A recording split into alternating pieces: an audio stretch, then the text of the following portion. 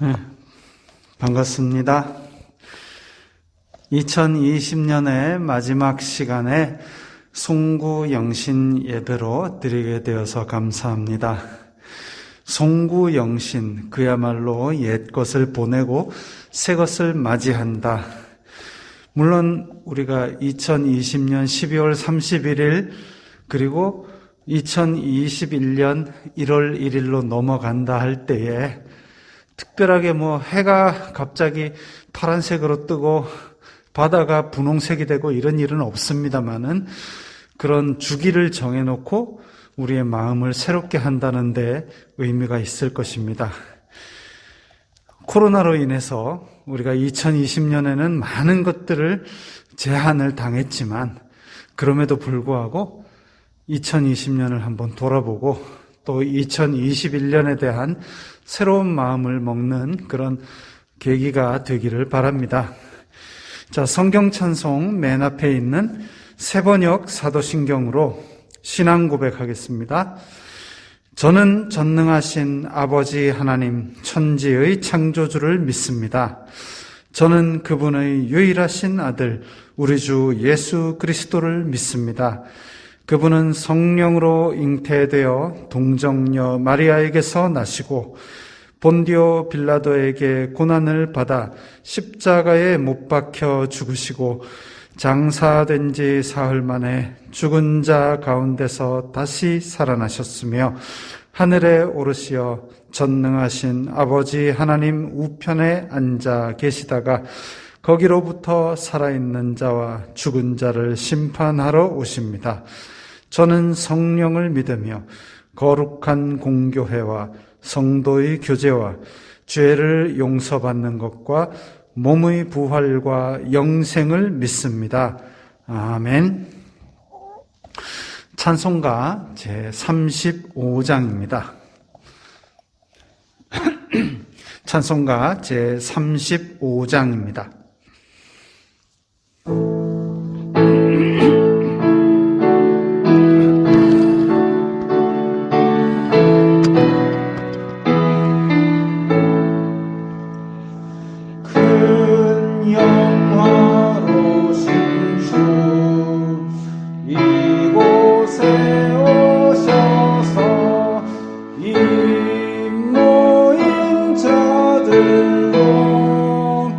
주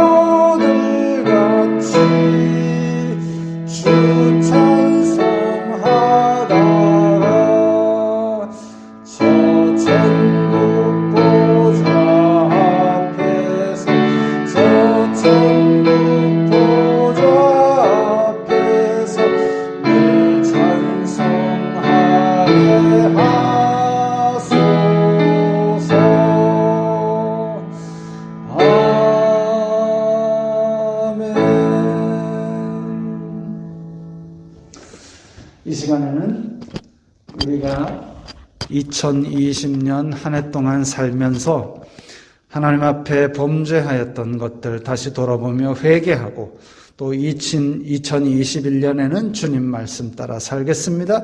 주님 더욱 사랑하겠습니다. 그리고 말씀 따라 내 이웃을 더욱 사랑하겠습니다. 결단하는 그런 한 해를 돌아보며 새해를 바라보는 그런 기도를 다 함께 목소리 내어서 드리겠습니다. 거룩하신 아버지 하나님 감사합니다. 2020년 한 해를 돌아보고 또 한 해의 마지막과 새해의 시작을 예배로 하게 하심을 감사합니다. 주여 저희들을 불쌍히 여겨 주시옵소서. 한없이 부족한 저희들 2020년 한 해를 돌아볼 때에도 주님 앞에 부족한 모습밖에 생각나는 것이 없습니다. 범죄한 것밖에 생각나는 것이 없습니다. 주여 저희들의 마음속에 이렇게 탐욕과 악독으로 가득하였던 2020년을 돌아보며 주님 앞에 고백하오니 주여 불쌍히 여기사 용서하여 주시옵소서. 죄 용서받는 은혜를 주시고 우리가 육신의 정욕, 안목의 정욕, 이생의 자랑으로 살았던 것들 주님 앞에 고백할 때에 주님 깨끗게 하여 주시는 은혜를 베풀어 주시옵소서. 아버지 저희들이 2020년에는 코로나로 인하여 너무나도 제한을 받고 살았지만 2021년에는 새로운 마음을 가지고 주님 앞에 푯대를 향하여 달려가는 그런 신앙을 가지게 하시고 2020년보다는 한 발 더 나아가는 신앙을 갖게 하여 주시고 또한 아버지 말씀을 통해서 새롭게 주님 앞에 전진하는 그런 새해가 될 수 있도록 복을 내려 주시옵소서. 예수님 이름으로 기도드리옵나이다. 아멘. 찬송가 413장입니다. 찬송가 413장입니다.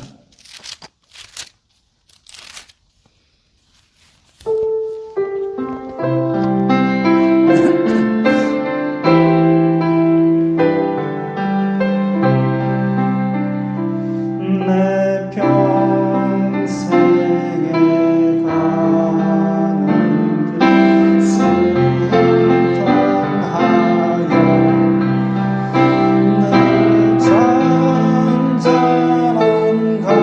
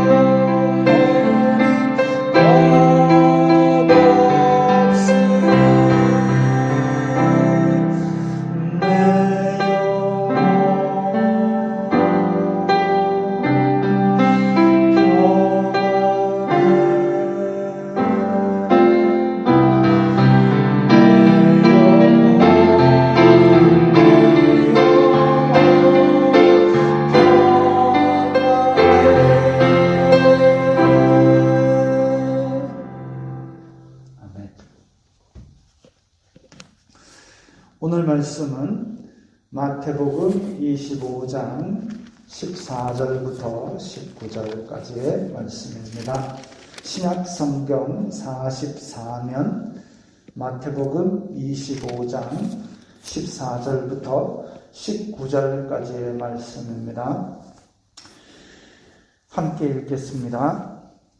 또 어떤 사람이 타국에 갈 때 그 종들을 불러 자기 소유를 맡김과 같으니 각각 그 재는 대로 한 사람에게는 금 5달란트를, 한 사람에게는 2달란트를, 한 사람에게는 1달란트를 주고 떠났더니 5달란트 받은 자는 바로 가서 그것으로 장사하여 또 5달란트를 남기고 2달란트 받은 자도 그같이 하여 또 2달란트를 남겼으되 1달란트 받은 자는 가서 땅을 파고 그 주인의 돈을 감추어 두었더니 오랜 후에 그 종들의 주인이 돌아와 그들과 결산할세. 아멘.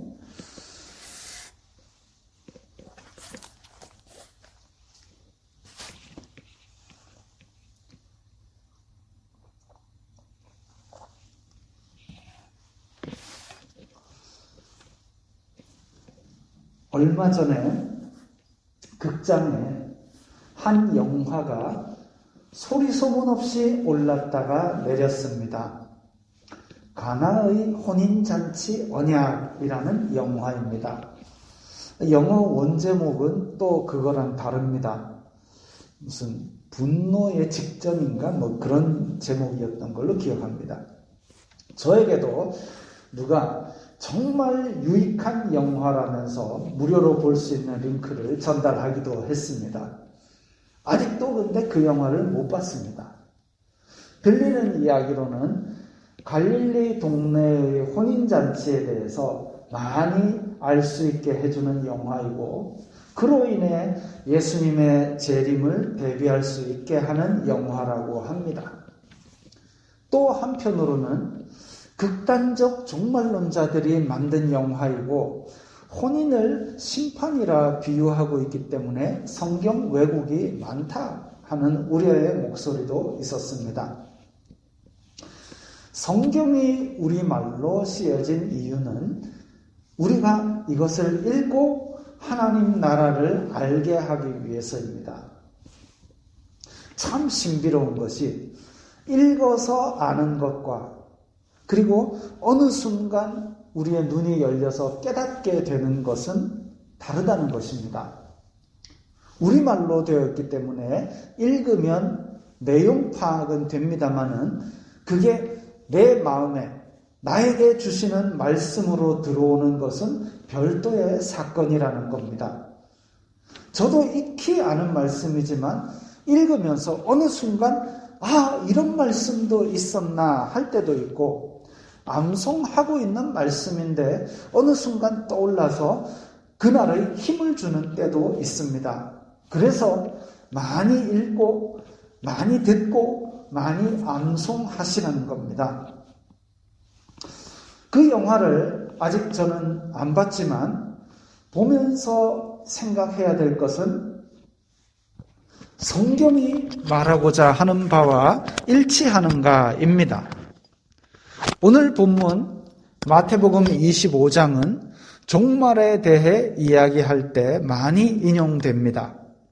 앞부분 1절부터 13절까지는 열처녀 비유인데 열처녀 비유? 이것도 우리가 고민을 많이 해봐야 될 본문이기는 합니다. 혼인잔치를 밤에 한다? 밤에 한다? 그러면 하객들도 밤에 와야 하는가? 근데 로마의 하객들도 밤에 와야 하는가 했을 때 아니야, 유대 땅에는 결혼식을 한 일주일쯤 한대. 과연 로마의 식민지하에 있던 가난한 갈릴리 사람들이 일주일 동안 잔치를 할 만큼 그런 형편이 되었는가? 이런 고민도 해봐야 되죠. 하객이 밤에 와야 되는가? 그 다음에 열 처녀가 다 신부인가? 열 처녀가 신부인가? 아니, 유대 땅에서 일부 10처제가 가능한 얘기인가? 그러면 신부라 쳐도 등불에 기름이 없다고 신부 5이 쫓겨난다? 이 막 의문이 막 생겨납니다. 13절에서 결론적으로 그날과 그때를 알지 못한다고 했으니까 그 비유에서 가장 큰 주제는 그날과 그때를 알지 못하고 예수 그리스도께서 불시에 오신다. 그게 가장 큰 주제로 생각해야 될 겁니다. 그 다음부터 오늘 본문인 달란트 비유가 나옵니다. 그 전에 우리는 달란트라는 단위의 개념을 잡아야 됩니다. 모세의 성막에서 금촛대, 모세의 성막 안에 들어가는 떡상이 있었고 또 향단이 있었고 금촛대를 금 한 달란트로 만들었다 그랬습니다. 그래서 그때의 단위 금 한 30kg 정도 된다고 합니다. 학자에 따라서 조금씩 단위가 다를 수는 있겠지만 대략 금 30kg 정도 된다는 것이 정설입니다. 지금 시세로 금 30kg을 계산을 해보니까 대략 한 27억쯤 됩니다. 예수님 당시에는 어땠을까? 예수님 당시에는 그 달란트라는 단위가 얼마 정도 되는 가치였을까? 예수님 당시에 로마 돈 기준으로 6,000데나리온이 한 달란트였습니다. 6,000데나리온. 그럼 6,000데나리온은 어느 정도 돈이냐? 예수님 당시에는 하루 품삯을 한 데나리온으로 줬습니다. 하루 품삯. 근데 이 하루 품삯을 다 주는 게 아니라 로마 군인 같은 정규직 공무원이 그렇게 받았습니다. 로마 군인 정도 되는 정규직 공무원. 그러니까 식민지 치하였던 유대인은 한 3일, 4일 일해도 한 데나리온 받을까 말까 한 정도의 금액이죠. 어쨌든 로마 군인 기준으로 그러면 1년 연봉이 한 360데나리온쯤 됩니다. 그 로마 군인 정규직 공무원이 6,000데나리온을 모으려면 16년 정도를 아무것도 먹지도 마시지도 않고 다 모으면 16년을 자기 월급을 꼬박 모으면 한 달란트 6,000데나리온이 됩니다. 이게 한 달란트입니다. 그래서 달란트는 유대 사회에서 통용하는 일상적으로 쓰이는 그런 단위가 아니었습니다. 우리가 장에 갈 때, 마트 갈 때 막 27억 뽑아들고 가는 사람 아무도 없잖아요. 그럼 실제로는 달란트라는 단위는 어떤 용도로 쓰였느냐? 로마에 바치는 세금 단위를 표시할 때 달란트가 나왔습니다. 유대의 역사가 요세푸스라는 사람이 있는데 요세푸스의 기록에 의하면 예수님 시대에 베레아는 이제 요단강 동편에 있는 지역, 베레아와 갈릴리 지역을 다스리던 헤롯 안디바가 1년에 내야 되는 세금이 200달란트였습니다. 그 다음에 사마리아와 유대의 땅을 다스리던 헤롯 아켈라오가 내야 됐던 세금이 1년에 600달란트였습니다. 그러니까 우리 주일학교에서 달란트 잔치하면 학생들 선물이 막 200달란트, 300달란트 하는 거 보면 와, 단위가 좀 어마어마하지요. 달란트 잔치라는 것이 학생들에게 달란트에 대한 개념을 왜곡하게 될까 봐 어떤 분은 단위를 바꾸자. 달란트라는 개념은 이렇게 우리가 일상적으로 시장에서 통용하는 단위가 아니다. 교회에서 바르게 가르쳐야 될 텐데 왜곡하는 건 곤란하다. 뭐 이런 우려의 목소리를 하기도 했습니다. 자, 그래서 예수님 시절에 이스라엘 땅 전체가 내는 세금이 1년에 한 800달란트 정도 된다 이랬습니다. 그러니까 달란트라는 돈 단위가 그 정도 큰 겁니다. 다시 본문으로 돌아옵니다. 어떤 사람이 종들에게 자기 소유를 맡겼습니다. 각각 그 재능대로, 재능이 뛰어난 종에게는 금 5달란트, 또 2달란트, 1달란트를 주었습니다. 자기 소유가 최소 8달란트 이상 되는 사람입니다. 엄청난 부자지요. 5달란트다 그러면은 아까 안디바의 갈릴리 지역 세금이 200달란트 정도 되니까 적어도 금 5달란트다 그러면은 조금 큰 고을 정도 되는 그런 정도의 세수, 이렇게 볼 수도 있습니다. 1달란트를 요즘 시세로 27억이라고 보아도, 그러면 5달란트, 2달란트는 고사하고 1달란트 받은 사람도 요즘 돈으로 쳐도 27억을 가지고 장사해봐라. 그렇게 하면은 장사를 시작할 수 있는 그런 돈입니다. 예수님 당시로 생각하면 더 큰 금액이죠. 왜냐하면 경제 규모가 굉장히 적은 2000년 전에 금 30kg이다. 엄청난 금액입니다. 종의 재능이 얼마나 대단하면 요즘 사회에서 생각해도 내가 누군가에게 내 돈을 맡겨서 야, 장사해라, 사업해라 라고 주는 게 쉽지 않은데, 근데 그 고대의 종의 재능이 얼마나 대단하면 5달란트, 약 한 130억이나 되는 큰 돈을, 그야말로 어느 한 소도시의 예산 정도 되는 금액을, 세금 정도 되는 금액을 종에게 장사하라고 맡길 수 있을까요? 1달란트 받은 종도 나름 재주를 인정받았으니까 1달란트를 줬을 겁니다. 주인이 그렇게 종들에게 큰 돈을 다 맡겨야 될 정도로 무슨 이유로 타국에 가기 때문에 그렇게 맡겼을까? 무슨 이유로 타국에 가기 때문에 이 큰 금액을 아들도 아니고 종에게 줬을까? 누가복음 19장 12절에 보면, 마태복음 25장에도 나오고 이 비슷한 얘기가 누가복음 19장의 열문화 비유에도 나옵니다. 또 마가복음 13장에도 비슷한 얘기가 또 나옵니다. 어쨌든 누가복음 19장 12절에 보니까 어떤 귀인이 왕위를 받아가지고 오려고 먼 나라로 갈 때에, 왕위를 받아가지고 오려고 먼 나라로 갈 때에 종들에게 돈을 주면서 장사하라 합니다.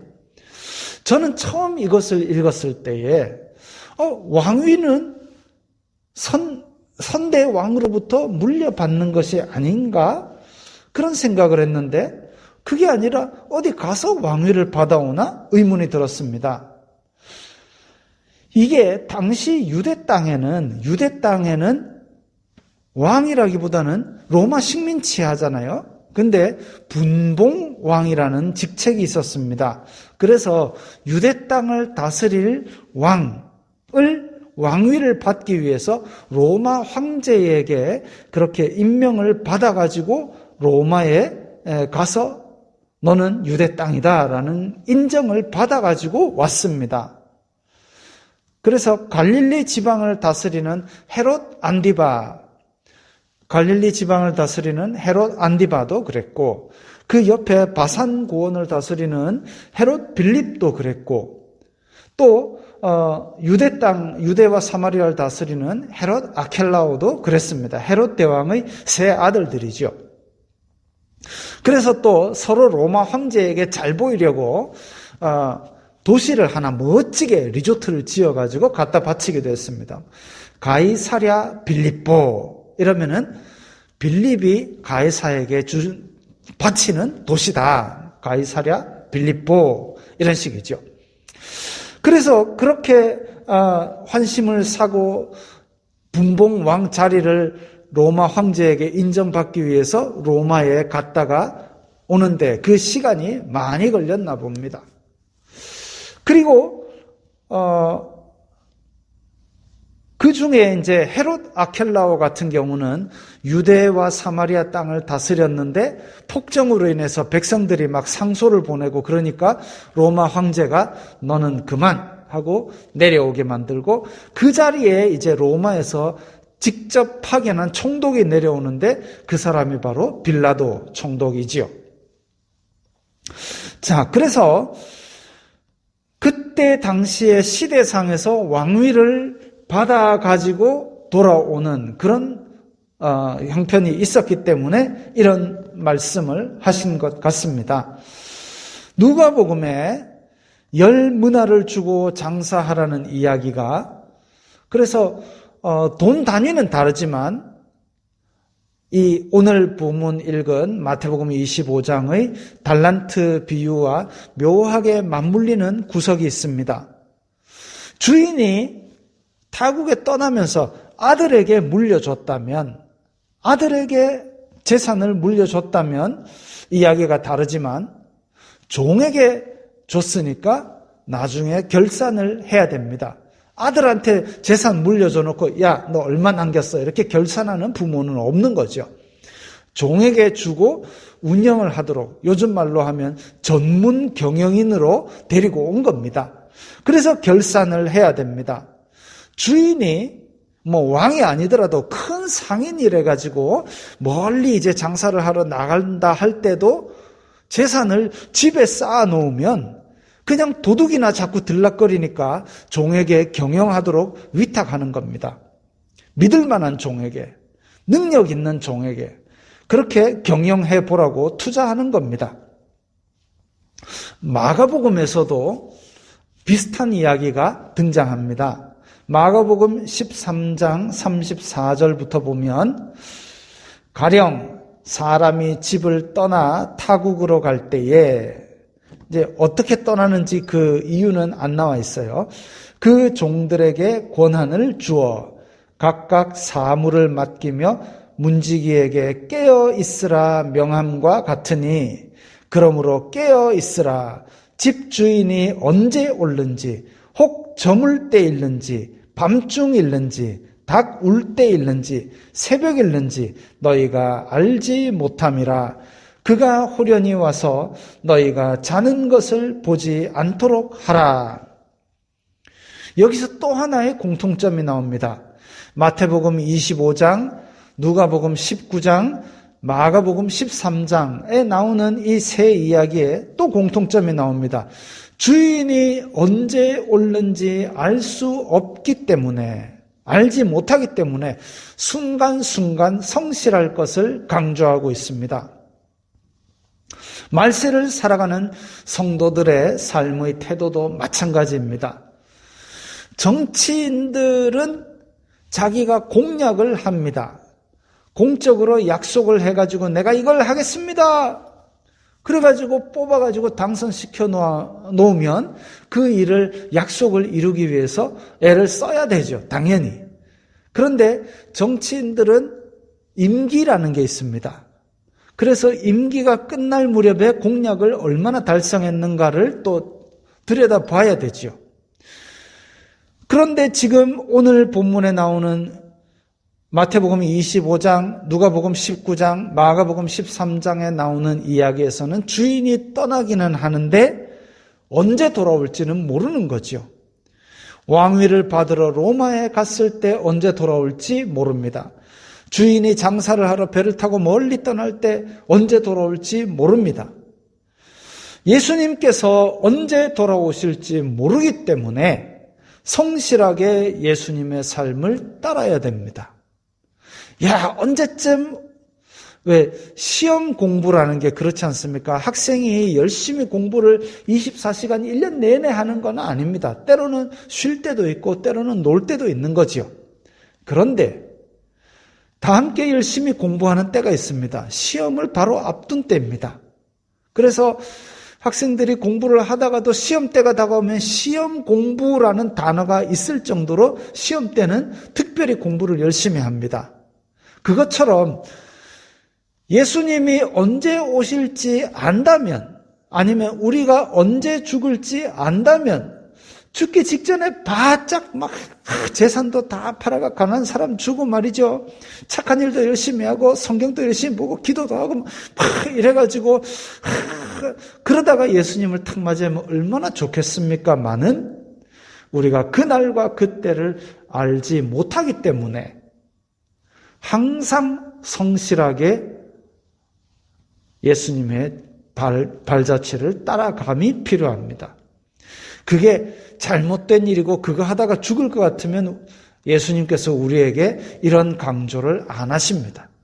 그 일이 옳기 때문에, 그 일은 우리의 생명을 살리고 우리 주변을 살리는 일이기 때문에 항상 노력하라고 말씀하시는 거지요. 성실하게 예수님의 삶을 따라야 합니다. 그때를 알지 못하기 때문에.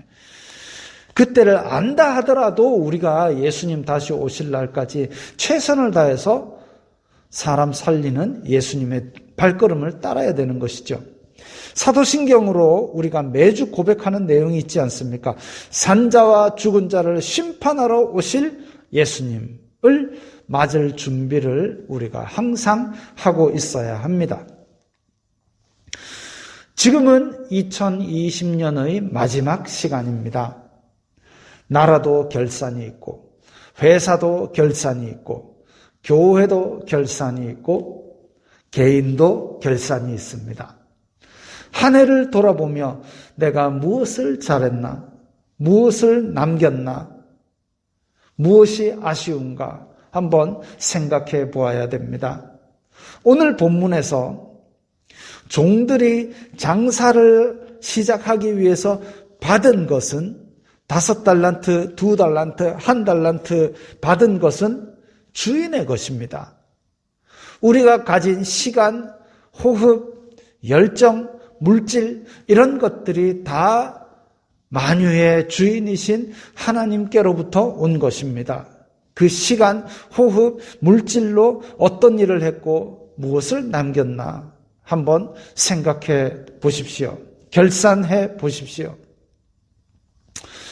열심히 장사를 했는데 남은 것이 없을 수도 있습니다. 코로나 때문에 오히려 손해를 보았을 수도 있습니다. 어떤 의미로는 괜찮습니다. 어떤 의미로는 손해를 보았어도 차라리 괜찮습니다. 오늘 본문에서처럼 땅을 파고 주인의 돈을 감추지만 않았으면 됩니다. 일이 잘 될는지 못 될는지 알 수 없습니다. 우리는 그저 주어진 시간과 기회에 충실할 뿐입니다. 시작도 안 하고 땅에 파묻어 두는 것이 잘못입니다. 그 마음은, 시작도 안 하고 땅에 파묻어 두는 그 마음, 그 생각은 무슨 생각일까? 이 돈은 어차피 주인의 돈이니까 내가 힘써서 남겨봐야 다 주인의 것이고 나한테는 아무런 의미 없다. 그런 아주 이기적인 마음이 아니겠습니까? 게으른 마음입니다. 그냥 하기 싫은 마음입니다. 주인은 능력을 따라 너 같은 경우는 1달란트로 장사를 할 수 있는 능력이 되는구나 라고 생각을 했지만 종이 귀찮아서 안 한 겁니다. 이 종의 나쁜 점이 또 하나 더 있습니다. 마태복음 25장 24절부터 보면 1달란트 받았던 자는 와서 이르되 주인이여 당신은 굳은 사람이라 심지 않은 데서 거두고 해치지 않은 데서 모으는 줄을 내가 알았으므로 두려워하여 나가서 당신의 달란트를 땅에 감추어 두었었나이다. 보소서 당신의 것을 가졌나이다.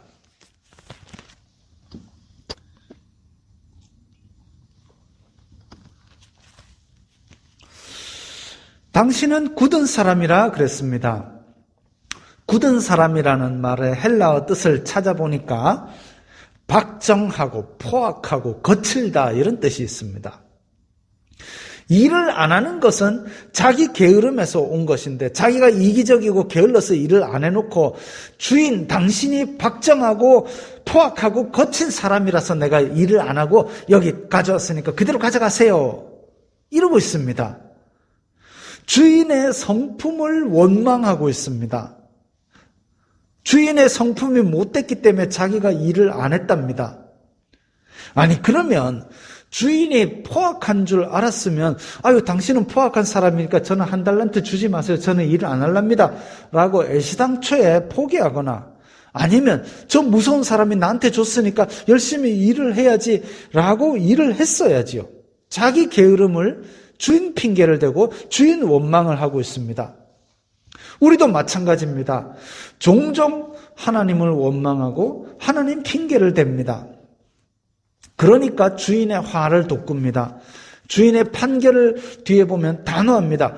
이 무익한 종을 바깥 어두운 데로 내어 쫓으라. 거기서 슬피 울며 이를 갈리라. 주인은 그런 악하고 게으른 종에 대해서 단호한 결산을 합니다. 그러면 반대로 칭찬받는 종의 태도를 보겠습니다. 마태복음 25장 20절부터 보면 5달란트 받았던 자는 5달란트를 더 가지고 와서 이르되 주인이여 내게 5달란트를 주셨는데 보소서 내가 또 5달란트를 남겼나이다. 그 주인이 이르되 잘하였도다 착하고 충성된 종아 내가 적은 일에 충성하였음에 내가 많은 것을 내게 맡기리니 네 주인의 즐거움에 참여할지어다.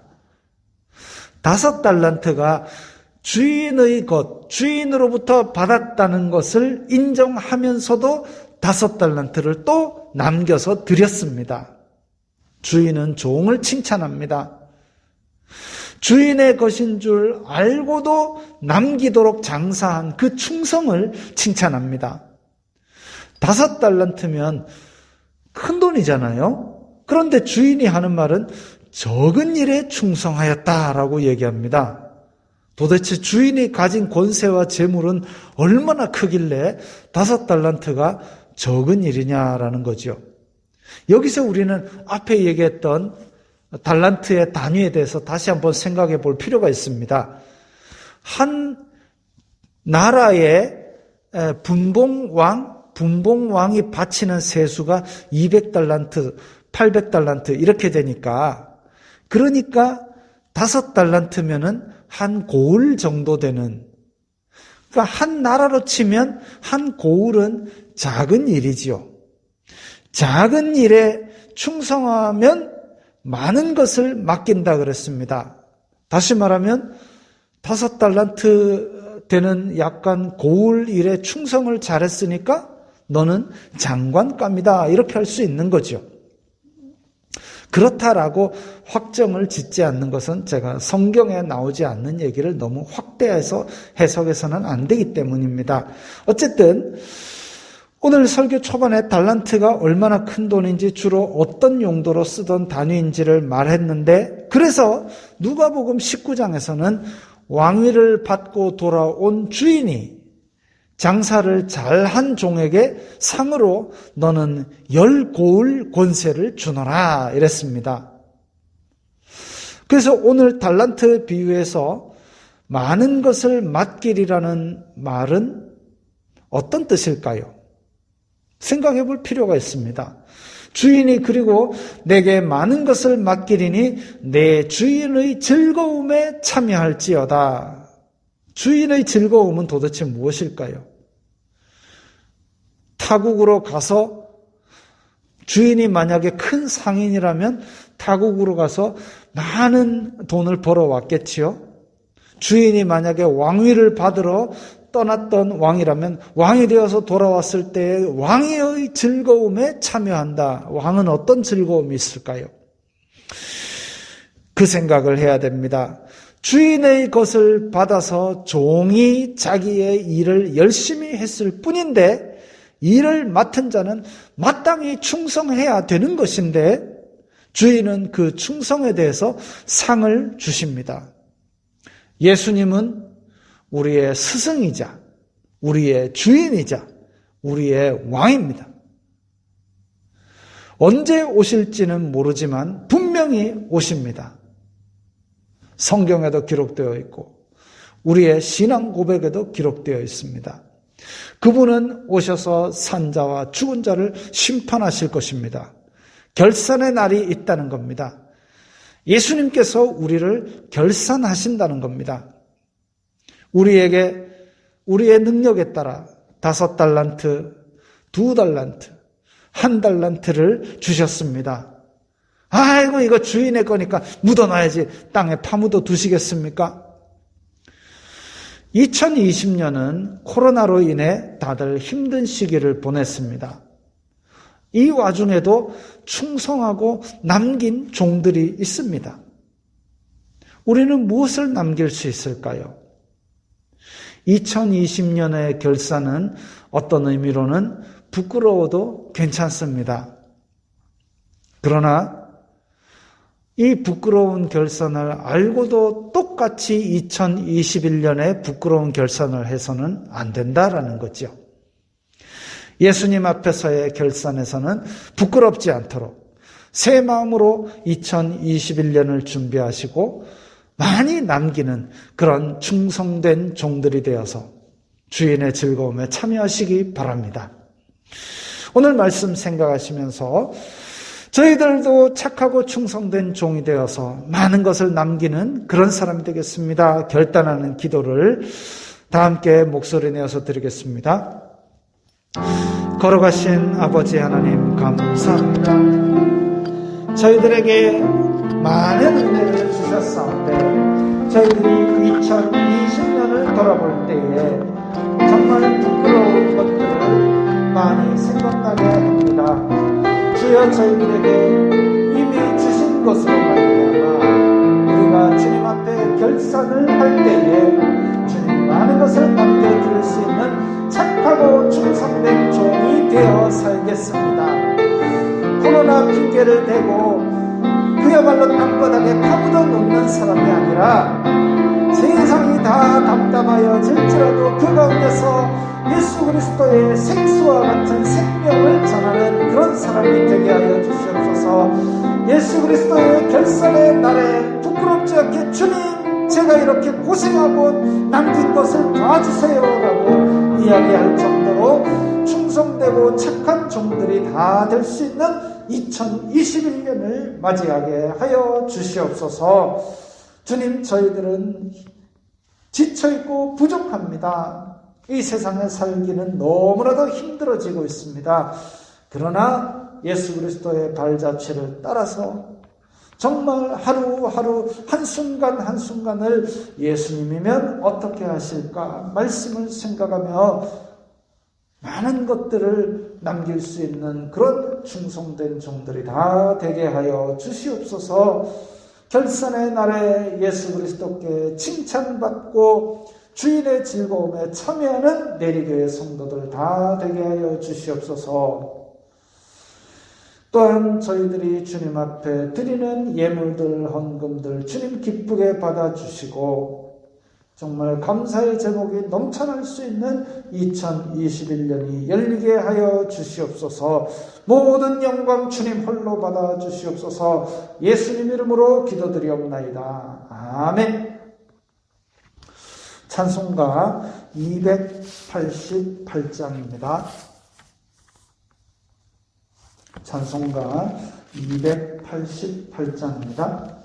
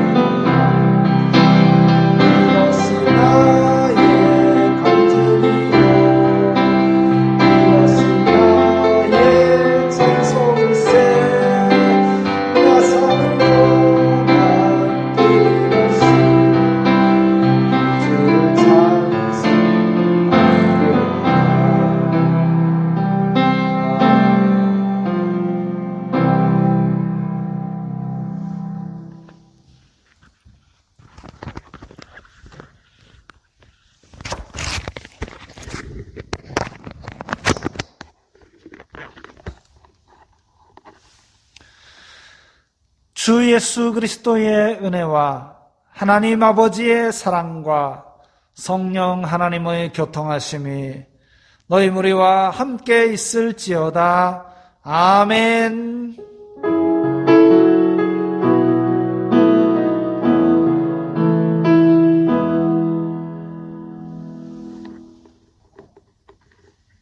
올해 풍성한 2021년이 열리기를 바랍니다.